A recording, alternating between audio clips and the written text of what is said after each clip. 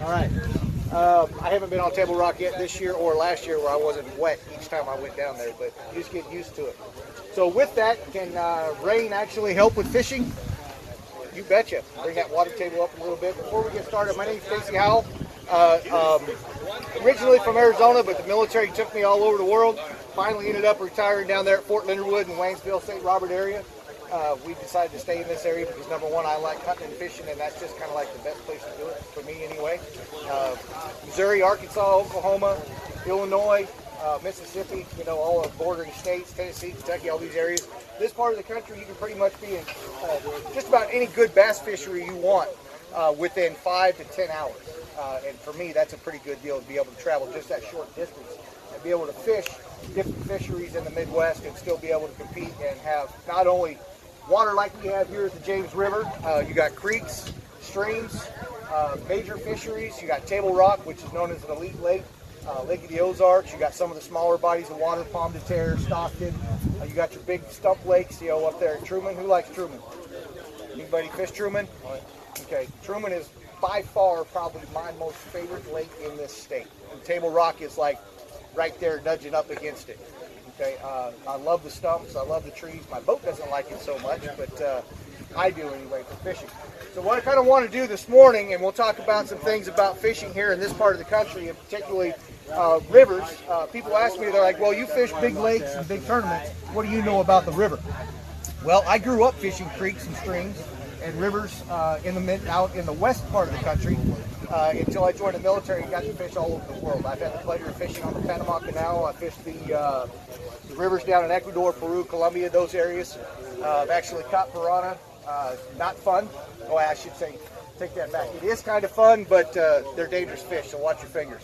We luckily don't have those type of fish in this part of the country, but the biggest thing for this type of environment that we're in, obviously with Ozark smallmouth, is smallmouth. I don't think there's anybody that fishes that doesn't like to catch a smallmouth. If there is, they've probably fallen and hit their head. Okay, they need to find another sport, because I will tell you, smallmouth is just a phenomenal, beautiful fish to catch. I catch smallmouth on a regular basis, particularly in the rivers. There are some in the lakes around this part of the country. Most of them down in the Table Rock area. There are smallmouth on Stockton. There's some up in other parts of the state, but primarily Table Rock and the rivers in this part of the country, right? So what are some of the bodies of water you all fish in this area? What are some of the bodies of water we've talked about? So I can kind of tailor the bait and stuff to wherever you're at. Buffalo River. Buffalo River, Bull Shoals. I mean, we Bull Shoals, but we're mostly Buffalo. Okay, okay. Where else, everybody? Is anybody not from Missouri, Arkansas? Is anybody outside of Arkansas or Missouri? Illinois River. Illinois River, okay.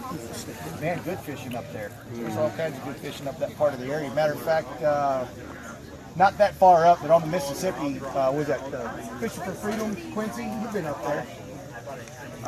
Pretty impressive area to fish. I got a lot of friends that fish that part of the country, the northeast part of Missouri, on the Missouri or the Mississippi. Of course, you got the Merrimack that runs up there a little bit. But anywhere down here you want to fish on the river, you kind of got to watch your water conditions.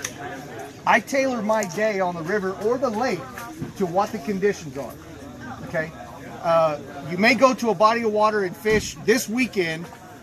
Oh, I know. But and catch them on a particular type of bait, and you're like, man, this bait's going to work every time I go to that body of water. You go out there next weekend, and you don't catch a thing, or you catch one fish using the same bait in the same spot, and you're sitting there scratching your head, well, why did I not catch fish on this river or this lake or pond this weekend like I did last weekend? The question you have to ask yourself is, what is the conditions of the water at the time you fished it? Was it clear? Was it stained? Was it high? Was it low? We all know until the last month, we've been pretty dry in Missouri. Okay, I think we pretty much got this drought kicked in the butt, all right? But we were in a drought here the last couple months, from the spring all the way through most of the summer until a couple weeks ago. The Gasconade, and some of my friends here that fish the Gasconade and the Piney and those rivers up in that area, you were literally having to walk across some of the shoals and the sandbars because you just couldn't float across it. Last month, me and my son were fishing and canoeing down the Piney in areas where we wouldn't even have to paddle, and we were literally having to paddle the whole time and or get out and lift the canoe and walk it over different areas because you just couldn't get through. The water was so low. What that did for us in that particular low water situation was it allowed me to see what was on the bottom of that river that I didn't know was there before. I didn't see that particular boulder that's sitting in the water. Now those boulders are not going to move, but what moves in the water besides the fish? Gravel and sandbars move, okay? So you have to kind of be cautious about what's underneath that water. So you might know that there's a gravel or sandbar right here, but guess what? If we had the rains down here like we did over in the other part of the state last night, those gravel and sandbars are going to, it's going to change the channel of the river. So you got to really be careful and watch out for those channels. What that also does for you, not for navigation or safety, but does that change what it does for the fish? Oh, you betcha. You betcha. Matter of fact, you can go down here in a little bit, and we can do it after the seminar if you want. I'll kind of show you what I'm talking about. Down here, you've got kind of a wider area, probably about 50 to 60 yards of water, and it doesn't look like it's moving that fast because it's a little bit deeper. But as it goes over those shoals down here where you start seeing the ripples in the rock, it looks like that water picks up and just starts cruising, doesn't it? Well, it's probably moving the same speed. The river's not like doing 20 here and 10 here. It's not going to put on the brakes and go, oh, there's a rock shoal, I'm going to slow down a little bit. But in some of the wider areas, it could do that. So you got to watch what the water is doing itself. Same thing we do on the big lakes. You've got to watch the conditions to figure out what kind of bait you're going to fish. Okay? I was telling a story here a little while ago to a couple folks about a Z-crawl. How many of you know what a Z-crawl is? It's kind of like a beaver. It's similar. It's a little bit bigger. They're made by Zoom. They're phenomenal baits. I absolutely love that bait. I'm a huge Zoom fan. And I'm not sponsored by Zoom. I actually just like their baits. I've been using them for years. Okay? The Z-crawl, for 2 years in a row, I caught all my tournament winning fish, and I caught the majority of my fish on a Z-crawl, either on a Texas rig, a wobblehead, or using it as a trailer on a jig. For 2 years. Well, for 3 months this year, I threw the Z-crawl and couldn't get bit. Not even a look. And I don't know what it is. I'm using the same rod, the same line, same color, same locations, but I'm not getting bit. One of the things is, number one, our water conditions have severely changed. Our lakes are extremely low up until about last week. Truman is under pool. Lake of the Ozarks is under pool. Pomme de Terre was under pool. So you look at all these bodies of water, I mean, they are crystal clear. I mean, our lakes in Missouri are kind of clear anyway. But right now, I mean, it's clear to the point where I can see 10, 15 feet down in Truman Lake. I'm seeing stumps on Truman that I didn't know existed unless you saw them on the grass. I mean, there's spots on the lake right now where you could run on plane to go up the river channel, because I like fishing the skinny water. Okay, so it may not be this part of the river because I can't get my boat that far up. But when I'm going up the James from the Table Rock area, I'm going as far as that nitro will go. Now, when you got a big 225 Optimax Mercury on the back, you're not going very far up the river unless it's a jet. Okay, it's not a jet. My boat is not designed for the river. So we go as far as that boat will let us go. Okay, because I'm telling you, even though that's a lot of beautiful water to fish, that clear water, when conditions change, especially when it rains, you'll see a lot of guys run up the river. So river fishing can be phenomenal almost all year round. I absolutely love it. I will fish the Piney. I mean, we got guys here in the crowd right now that'll fish that river. You'll be breaking ice putting your boat in the water. I've fished on my boat last year with 2 inches of snow on the top of the deck of the boat. Just this last spring, I had a 1/4 inch of sleet, ice, rain, snow on the deck of the boat fishing a solo pro tournament down here on Table Rock in February. You know, it was just miserable weather. I don't know if y'all remember February of this year. It was, our weather here was bipolar.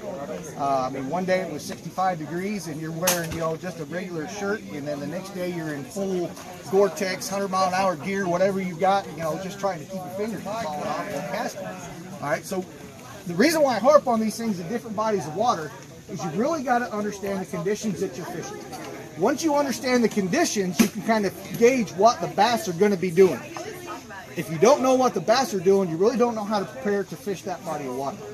Now, what I want to caution you on, and we all do it, I got a good friend of mine that posted something on the internet last night or the night before about fishing a tournament up in Indiana. He said, I was set to fish this tournament based off of conditions. I went out and he prepped his baits. He pulled the baits he was going to fish primarily, had them ready in the boat for speed and accuracy, you know, had everything pre-tied. It was all set to go. Well, guess what? When he got there, things changed. The water had changed. The barometric pressure had changed. A lot of things had changed with the weather that particular time. So when he got up there to fish, the baits he had set up were not working. And it was just because he was trying to fish a different elevation of the water column, if you will. We all know about the thermocline. The rivers, it's not that important because, number one, it's not that deep, okay? Because with it moving, it's got a lot of oxygen because it's moving all the time. But when you start getting in the real deep pockets of water, you got to understand what those fish are going to be doing and where. Are they holding tight to cover? Okay? Are they holding tight to cover? Are they going shallow? Are they running the shoals? Are they up in the rocks? You know, are they hiding, ambushing shad in deeper water, or are they out there kind of hitting crawls?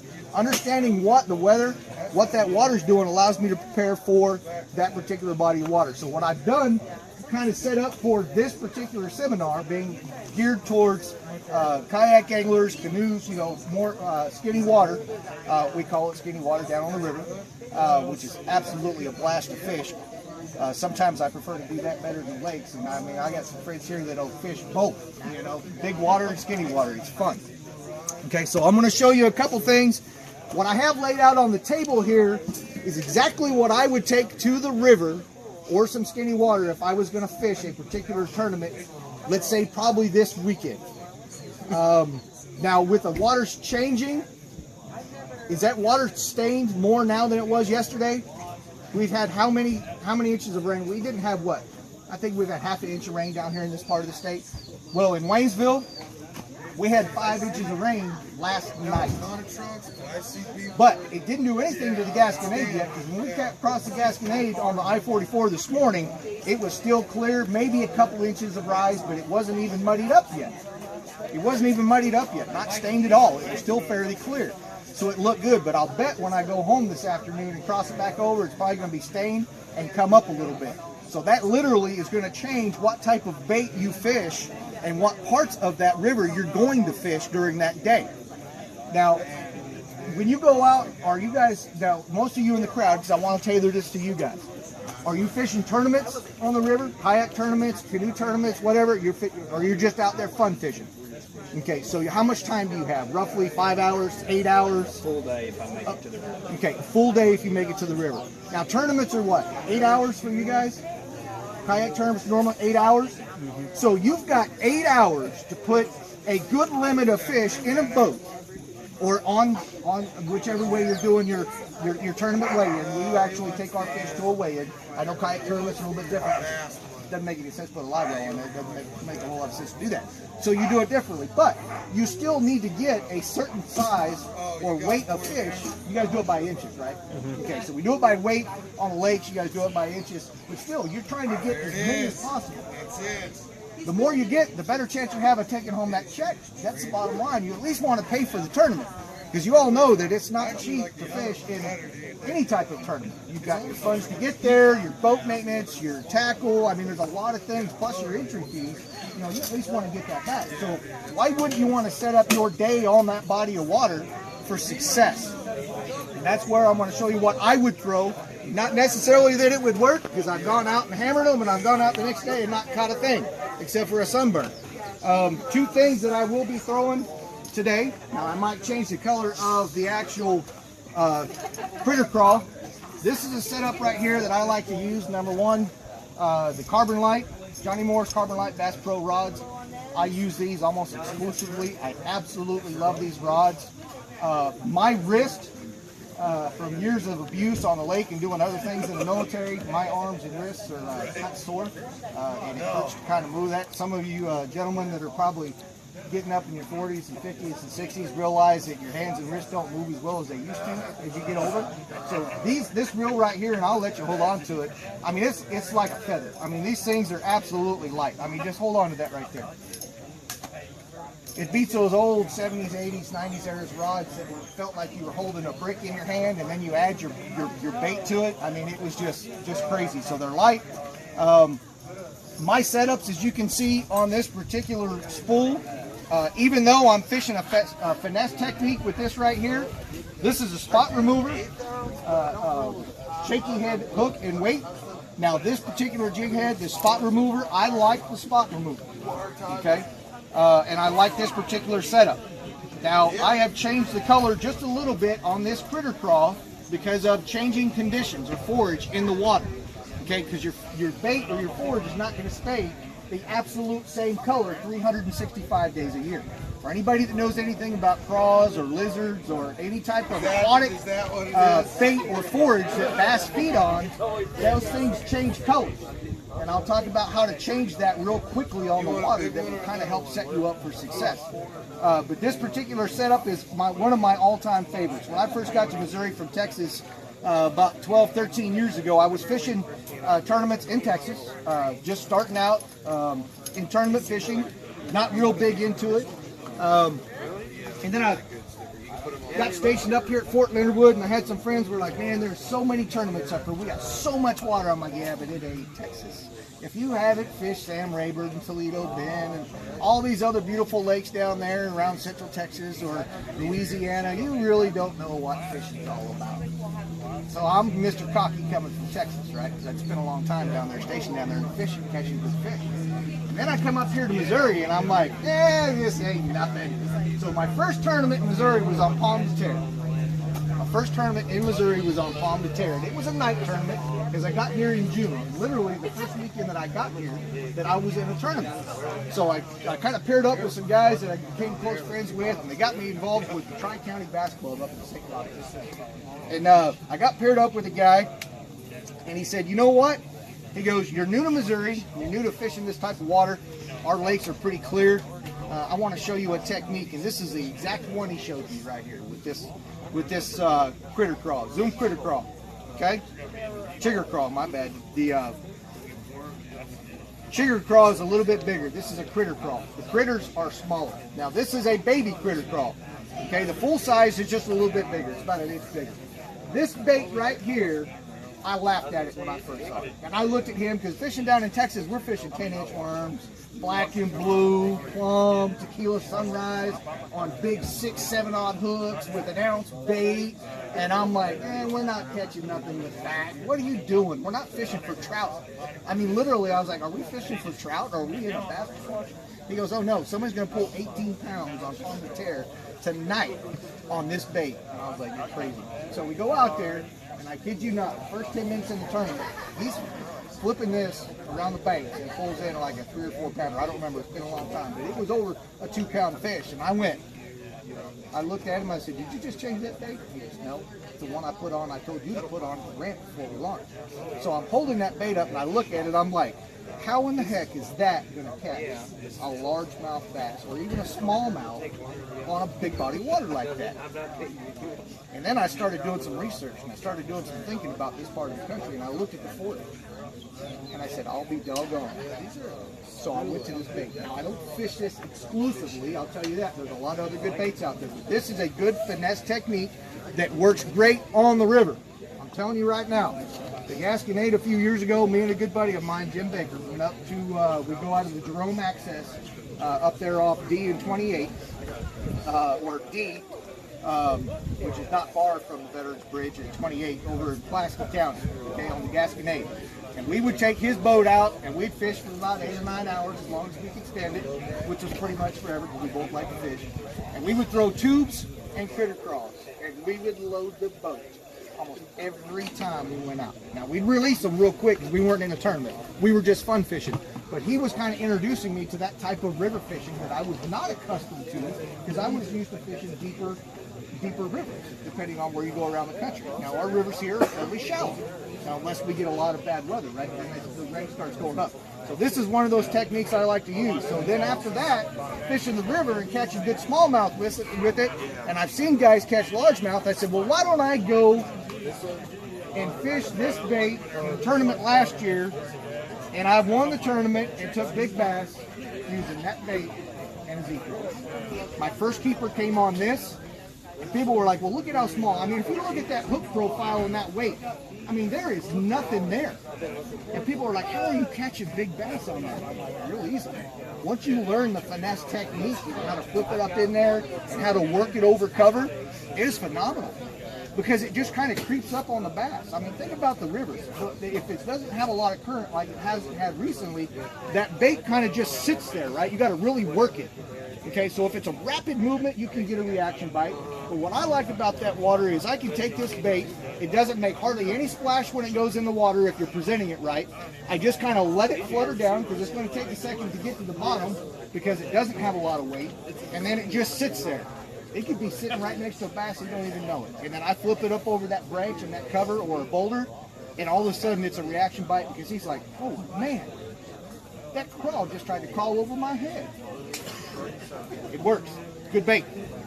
And there's all kinds of different finesse techniques that you can use, but that's probably my all-time favorite, especially on some of the rivers around here for smallmouth. Smallmouth absolutely love these craws.